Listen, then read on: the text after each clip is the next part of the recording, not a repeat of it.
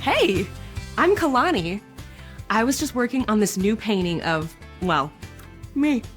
It's a self-portrait, an image that reflects what I look like to other people. Now, I'm going to let you in on a little secret. When I was learning to paint, self-portraits were my least favorite art projects. I always wanted my eyes to look different, or my smile to not be so, well, smiley. I tried to make my self-portrait look like what I thought was right, instead of making it look like me. You know why?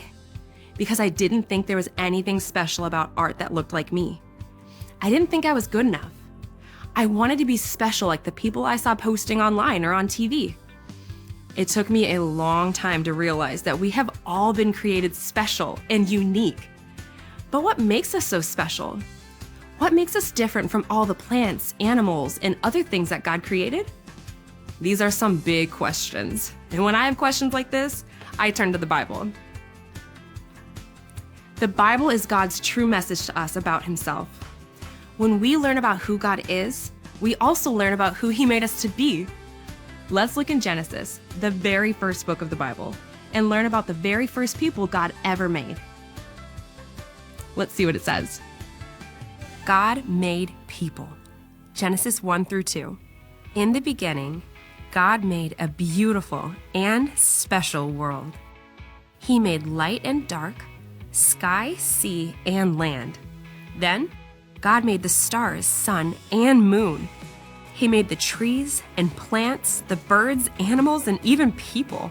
God spoke, and everything was created as He said. God made everything in the world with such creativity and order. There was a pattern to what God made. Did you catch it? He made light and darkness. Then He made the sun, moon, and stars. He made the sky and water, and then He made the fish and birds to fill it. Lastly, He made the land and then created plants and animals. You see it now? It is all part of His perfect design. But then, God made His most important creation, and He did it differently than anything else. Let's see what it says next.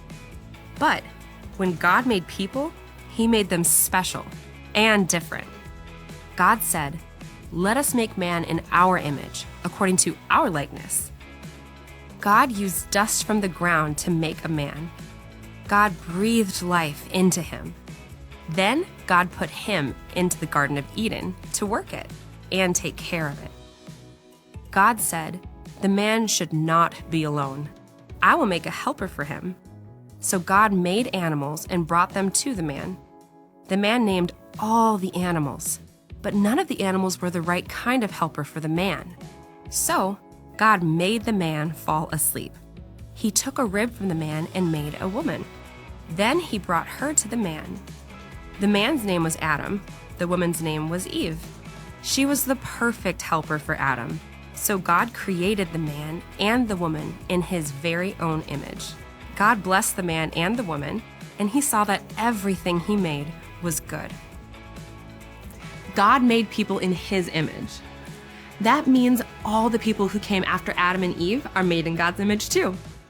You may be wondering, what exactly does it mean to be made in God's image? Does it mean we have the same eyebrows as God? Not really.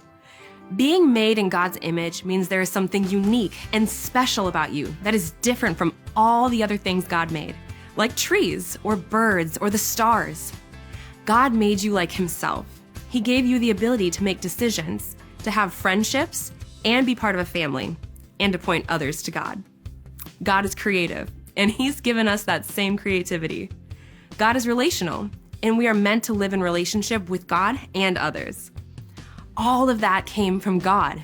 So who you are, your identity, is valuable and unique because you are made in God's image. We are made to reflect who God is to everyone He made.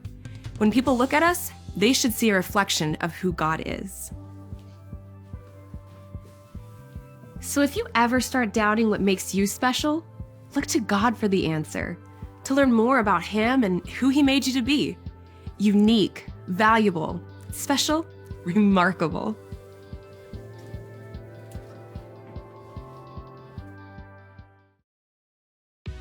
Hello, and welcome to the Remarkably Made Art Gallery. The Bible is a remarkable book. It's filled with amazing and wonderful truths about who God is and how He made us. In it, we can learn that we have been uniquely designed by God. This Bible verse comes from the book of Psalms. Psalm 139:14a says, "I will praise you because I have been remarkably and wondrously made." This verse from the Bible can remind you that you have been remarkably and wondrously made. You are uniquely designed by God. Now I need you to join me as we say our theme verse. Are you ready? Repeat after me. 3, 2, 1. I will praise you. I will praise you. Because I have been remarkably and wondrously made. Remarkably and wondrously made. Psalm 139:14a.